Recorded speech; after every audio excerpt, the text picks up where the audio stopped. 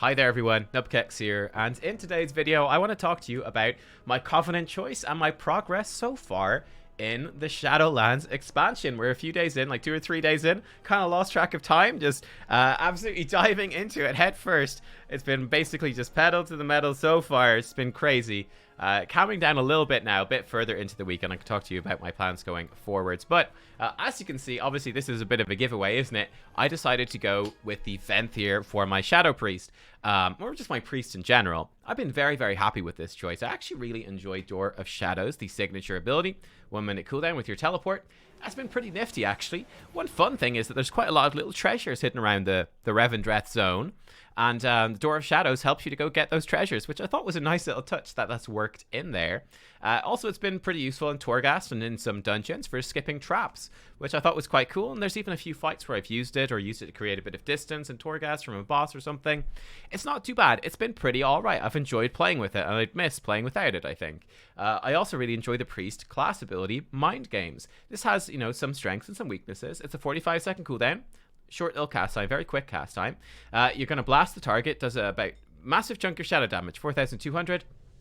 And then it puts a debuff on the target for 5 seconds. The next roughly 5,500 damage they do will heal their target. And the next 5,500 healing they do will damage their target, which is actually a really potent debuff. Obviously, turning healing into damage, that's going to be amazing for PvP. Haven't really found it very useful so far in any of the content that I've been doing. It's going to be difficult to find use for that in PvE. But if you do find use for it, it's going to do massive damage. Ooh, cool. We'll come to this in a second. Fun, fun, fun. In particular, though, this has been great to contribute to dungeons, and also great for Torghast for its healing benefit, actually, which is obviously something that, us DPS players do tend to undervalue, right? We want to just know what does the most damage, what is this healing, don't care, defensives don't care, just give me those damage meter numbers. But the healing is actually really substantial, especially if you consider a boss in Torghast, right? If I'm sitting at half life, let's say I'm sitting at 10k life, the boss hits me for 5,000 damage. Without the Mind Games buff, that would leave me on 5,000 life, pretty scary. With Mind Games reversing that, though, it's going to heal me up instead to 15,000, so it's 5,000 life versus 15,000, right? You're kind of double dipping, because not only are you healing them instead of doing damage, but it's also making, it's removing that damage. So yeah, it's a very potent defensive, so that's been really, really good. I've really enjoyed playing with it. Obviously it's single target, so it's not going to be as good in AoE as some of the other options would be, but I still think it's, the strengths there, the single target strengths make it, for me, fairly worthwhile. And also, considering that the prideful affix, the seasonal affix for the start here of Shadowlands, opening in 2 weeks with Mythic Plus. That is a single target affix, right? It summons in this big mini boss that you have to burn down, single target burn, and he's doing ramping damage on your group. So the extra little bit of healing from this, plus the damage, single target damage, I think is going to be pretty good. So I'm actually very happy with my choice. Again, let me know, how are you finding your Covenant choices? Are you guys happy with your Covenant choices? Are you enjoying playing with those Covenant abilities? What are your thoughts on them? For me, so far, it's actually broadly positive. I've actually quite enjoyed it. And I have to say, I really did enjoy, obviously, testing all the abilities out while leveling. That was quite fun. I think I might do another video to talk about leveling, and in this one we'll just talk about the progress of my character. So I'll give you, maybe let me know if you're interested, but I could give you my thoughts on like the storylines of the zones and such and so on. But obviously, if we look at my character sheet right now, I'm up to 162 item level. I've done all my mythic dungeons.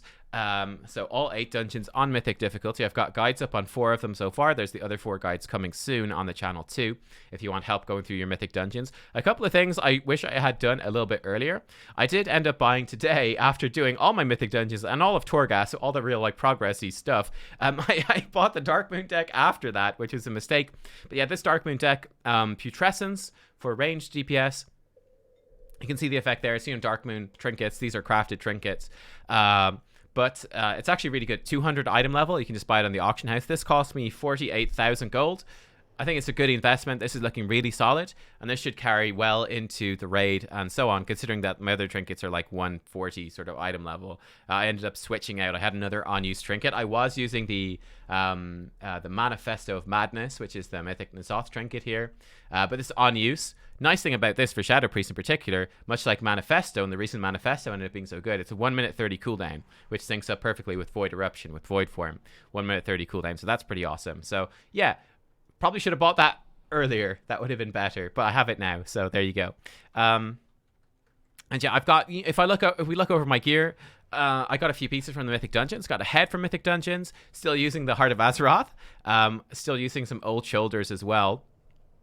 New cloak from leveling is actually, funny enough, slightly better than that legendary cloak we spent months powering up in 8.3. I've got a new chest piece from Mythic. New bracers from Mythic. Got these gloves from just doing the Covenant quest. Got that pretty early on the Covenant quest, so I'm still using those for now.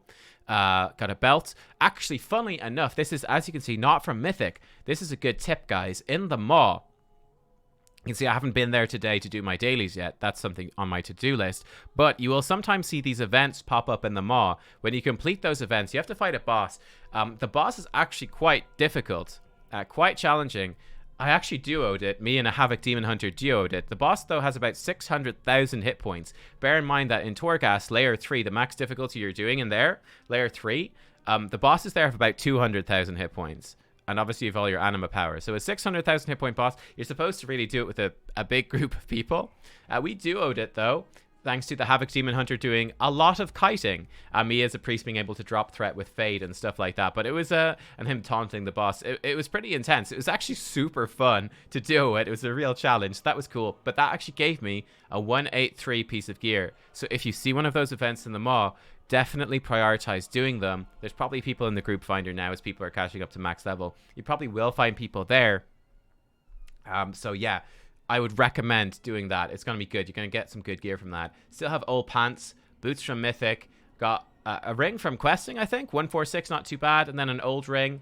And then, yeah, this new trinket that I bought. And this was from questing as well, though. Yeah, so... Oh, also, weapon from Mythic. And then I bought... I vendored the questing offhands by accident. So I had to buy this one. Or I got this one from a friend, a BOE. So, yeah, got a terrible offhand. Which is bringing my item level down a little bit. But I got a good dagger in the main hand. So there you go. That's sort of my situation right now. The plan is, again, for me, next week, go through the Mythic Dungeons again, get more gear. Maybe try go with a few clothies to trade some gear around this time. And yeah, then after that, it's obviously, you know, the bigger push is then the following week. Should have a good base gear level then the following week. Go in, start spamming out some Mythic Plus, go through normal raid one time to get legendary recipes with the guild, and then going through heroic, and then of course Mythic then after that. So yeah, lots of stuff happening in there.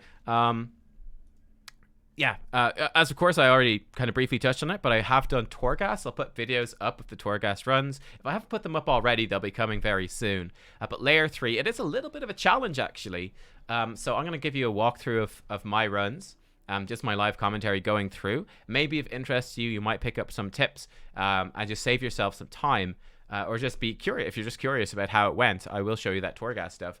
But yeah, it's going to be pretty chill. It's going to be pretty chill at this point, I think, for the rest of the week. Oh, by the way, Renown 3. That's a question I have been asked. We thought we might go higher in the first week. Does not seem that is the case. Renown 3 does seem to be the max. Of course, I'm doing my callings every single day. But yeah, Renown 3 is as high as you can go. Then next week we'll have 2 weekly quests, which will bring you up to Renown 5. You get the next chapter of your campaign, that brings you up to Renown 6. Then same thing in week 3. You're going to get 2 weekly quests, which brings you up to Renown 8. And then you're going to get your campaign, brings you up to Renown 9. So that's sort of the process there. I have upgraded my Sanctum, most of this stuff. This is actually an important tip too. So you're going to get 5 redeemed souls per week here at the start. Okay? This is the weekly quest that's going to come up next week. You're going to get another 5 redeemed souls. So for example, I've upgraded everything to level 1 now. Everything is level 1. You can see these all cost 8. Ember Court, though, these are the weekly activities. So, for example, the Night Fae have their garden. The Kyrian have their arena type thingy. And Necrolords have their build an abomination.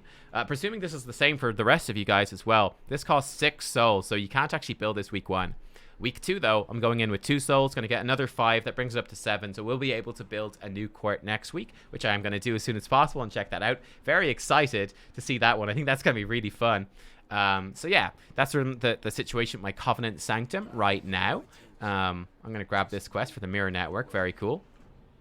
And we got a Renowned Vendor. Yes. And yeah, it's been cool. I'm going to come over here. I got some nice perks. Like, I've got a couple of treasure chests up here from the Anima Conductor. I fought just today a rare mob down here from the Anima Conductor. It's been pretty nice, actually. Nice little perks. One pro tip, mission table. This is something that I didn't realize because I'm an idiot.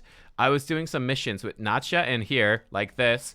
Arranged one in here, and then another one of these guys over here. And I was going, man, without more companions, I'm really struggling. Well, of course, you can put in as many of these troops as you want. You can fill it up. So, yeah. I don't know. I didn't think that was obvious. This caught me by surprise. I was struggling with the mission table, not knowing how this worked, because I'm dumb. I don't know, maybe you guys struggle the same way. Let me know if you guys struggle so I don't feel so bad. Did you guys know you could put multiple of these troops out? Probably everyone will reply me like, yes, I did know that, you fool. But anyway, I got this second adventurer from Torghast, by the way. I got her during doing my Torghast runs. So that's cool. So she needs to level up. I might actually fail this mission. I might have overreached by sending them this on this elite mission, but 1,000 bonus XP is pretty big. You know, like she needs only 50 XP to the next level. So does she. So I might regret sending them. They might fail, but if they do pass, they're going to absolutely shoot up in levels, which I think is going to be huge and really pay off big. But yeah, that's basically my plans. That's it. That's how we're doing. That's how it's looking for me here week 1. I mean, my plans going forward, the rest of the week is quite chill, you know, do some world quests, obviously mostly just do the callings, right? Do some world quests. As you can see, I do have PvP. I'm going to do 1 day streaming, going to do a bunch of battlegrounds. I'm actually quite looking forward to that, doing a bunch of battlegrounds. That's going to be quite fun. Really looking forward to getting into some PvP. Torghast is done for the week. Mythic dungeons are done for the week. So yeah, kind of chill. Gonna level up a second character with a new leveling system as well. I think I'm gonna do a shaman actually, which is kind of a surprise for me. Not one that I initially thought I would play. Then it kind of crept up my list when I was considering, just in that last video I did just before Shadowlands came out. Shaman was in my top 4. I think it has jumped up to number 2 for me, and I think I'm going to put it into the Necrolord Covenant, which I do really love the visuals of, and I think their ability for Shaman looks really, really fun. So that's going to be a fun spec for me. Not great for enhancement, which I want to play the most of. It's not a great Covenant ability for them, but it's really good for the other 2 Shaman specs, which is fine. Do you want to see me build a Scroll of Dark Mirror Network? Let's do that. Hell yeah. But yeah, there you are, guys. That's been my week so far. It's been a lot of fun. It's been awesome. Let me know how yours is going. How have you been finding it? Have you been having a good time? How's your progress going so far? Have you got a better item level than me? I know I was talking to some of the other guys in my guild, and they're up to like 178, like near 180, sort of. Like, oh my god, I'm quite a bit behind, but of course it's being dragged down by Heart of Azeroth and this weapon. You know, I've got a few bits in there that, like, these are actually a bit overpowered for their item level. So yeah, it's kind of hard to judge it perfectly, but that's roughly speaking what it is. I've got a few conduits as well, which is nice, and a couple of legendary recipes. But yeah, there you go, guys. I hope you're having a good time too. Let me know. I will see you next time. Thank you for watching, and do let me know as well what other sorts of videos you want to see. What sort of stuff are you interested in for these first couple of weeks of Shadowlands that you wanted me to do videos on? Thanks for watching. Bye-bye.